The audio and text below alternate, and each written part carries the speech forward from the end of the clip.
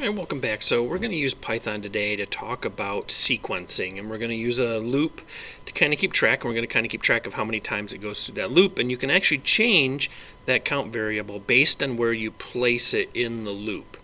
Okay, so let's just use it as an example that we're going to keep track of like how many pets we have, right? So we're going to go ahead and create a variable called pet, and we're going to do an input, and we're just going to say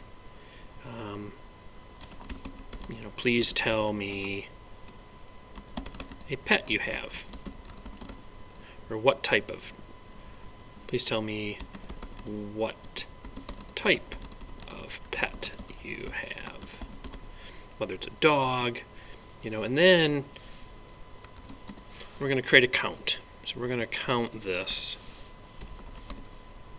Now, let's put the count variable above this. Okay. So we're going to initialize count to 0. And I'm actually going to count the pet inside of my while loop. So I'm going to say while, and in this case, we're going to use pet as our variable to use for this. So we're going to say while it's not equal to stop. So when the user actually types in stop, we're going to go ahead and stop our loop. So in this instance, we probably want to count this very first input. So we're going to go ahead and do count equals count plus 1. And then we're going to say, we're going to go ahead and print and tell it that you have the pet. So let's just say, or the total number of pets. So let's go ahead and just tell how many pets we have. So we're going to do total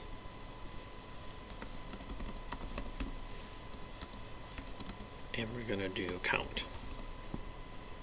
And now we got to make sure in Python does not like to take text and then have a number, because that's what count is a number. It's an integer, so we're going to have to do string right here. And so that'll print out my pet. And then also with a while loop, we're going to want to make sure that we take this question right here and ask it again. If we don't, well then we're going to have an infinite loop because we have no way out of our loop. So this will calculate this and count up a number of pets. But if we were to, let's say, take this count, well, let's go ahead and run it first. We're going to go ahead and run tell me your pet. We'll do cat. Oh, we have one pets. Let's do that just so it looks a little better. Let's clear that and run that again. So we'll see we have a cat.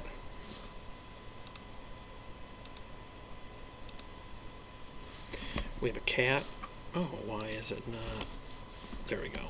A dog, a frog, a fish, and a horse. And then if we do stop, we're done. Okay, and so that's it.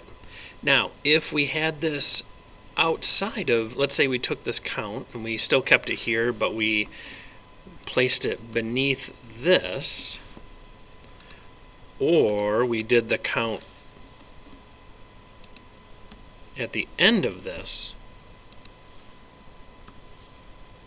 well, then what's going to end up happening is it's going to catch this at the end. And if we were to print out our count at the end, it would be different. But let's go ahead and run this. And you can see what's happened here is because of the sequence that we've used, it has not calculated this correctly.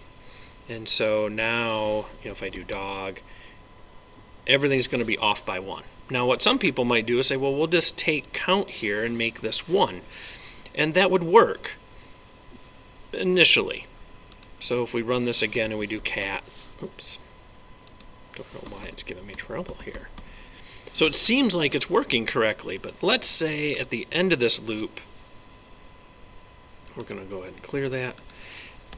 At the end of this loop, we want to print the total. So we're just going to print out count. Nothing else. Or total pets. Let's retype that.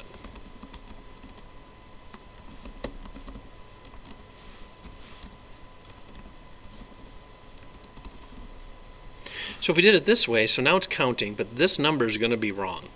And the reason for that is it's going to catch this last thing here when we're using stop.